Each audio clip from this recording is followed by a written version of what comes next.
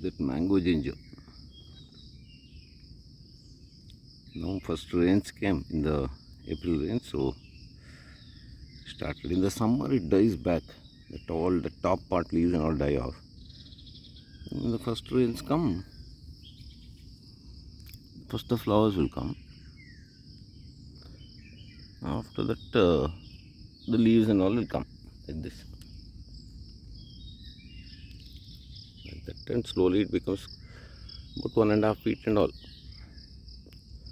2 feet and all, depending on where you plant it. It's a nice thing, a nice ginger family member. Culinary, you can make chutney and pickle and all.